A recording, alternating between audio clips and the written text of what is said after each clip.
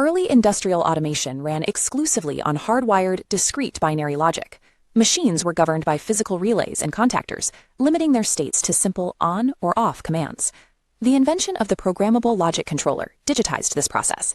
It took thousands of physical relays and moved them into software, replacing miles of copper wire with virtual timers and counters written in ladder logic. While binary logic works for basic assembly, it hits a wall when a process requires nuance.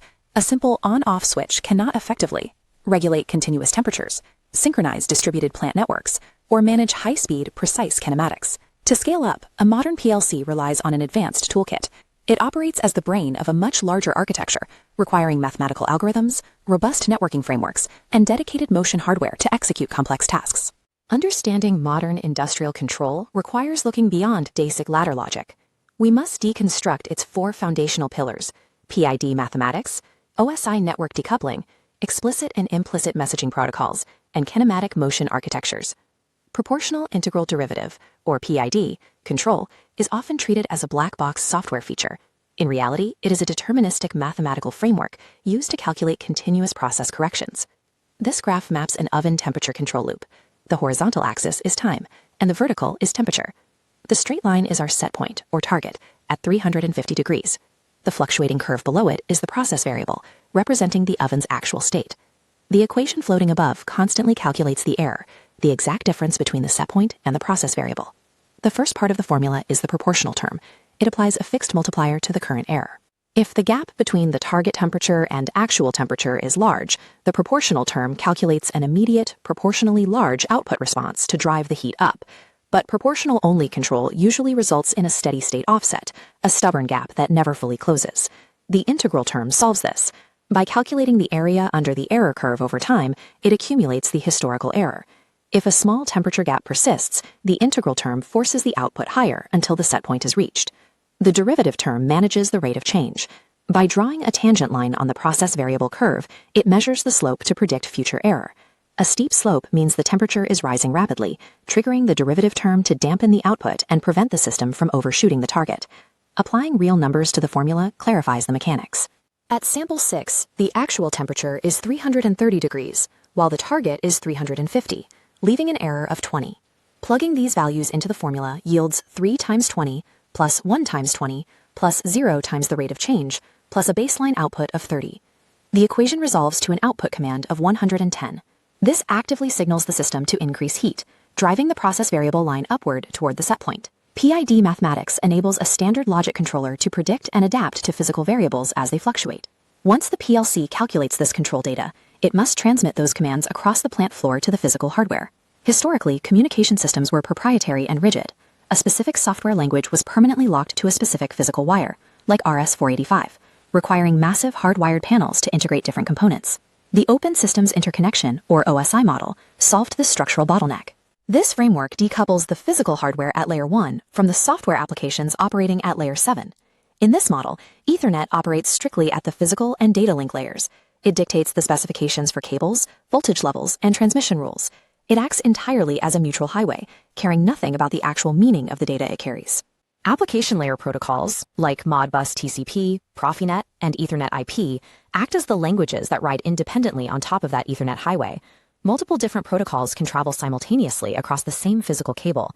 Decoupling the physical wire from the communication protocol allows engineers to build highly specialized, adaptable data architectures on cheap, standardized hardware. Utilizing an industrial protocol like Ethernet IP is only the first step in network design. The system must also dictate exactly how the data is packaged and timed. Within Ethernet IP, there are two structurally distinct methods for routing data: explicit messaging and implicit messaging. Explicit messaging operates on an on-demand client-server relationship. When a PLC needs diagnostic data from a variable frequency drive, it sends a specific TCP/IP request packet, and the drive processes it before sending a response back. This method carries heavy TCP/IP routing baggage. The required handshaking and the request-response cycle make it too slow and non-deterministic for live process control. Implicit messaging, or I/O messaging, functions on a pre-configured continuous scanner adapter relationship. Instead of waiting for requests, a cyclical stream of data flows continuously between the PLC and the node. Because both the sender and receiver are pre-configured to know exactly what each bit means, the data travels without protocol overhead or handshakes. These lean packets hit cycle times of 5 to 20 milliseconds.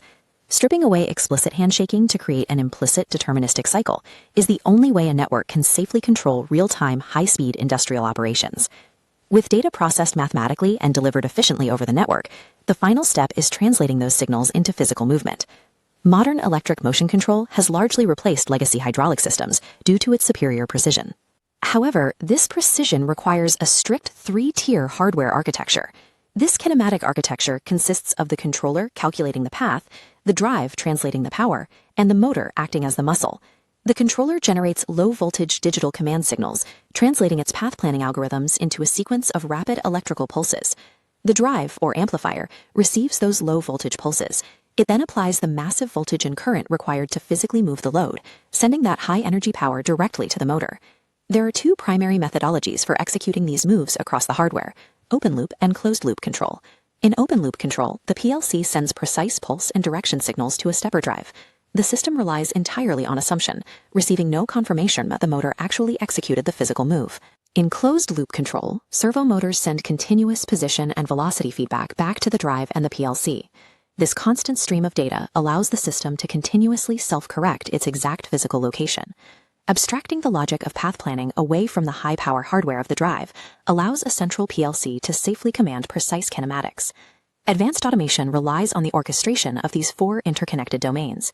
When a system is running live, the mathematical PID loop processes incoming error and calculates the exact control compensation. Next, it routes that command down through the decoupled OSI layers, placing it onto the physical Ethernet cable. Bypassing explicit handshakes, it uses implicit messaging to send data deterministically. Finally, the motion architecture takes over. The drive translates this logic into high-voltage power, forcing a closed-loop servo to correct the process, sending a feedback signal back to the start. Mastering these interconnected domains, control loops, network architectures, and kinematics converts simple logic commands into a fully integrated, responsive industrial system. Thanks for watching and grow every day with just a bit of information. Like and subscribe for more content and learning.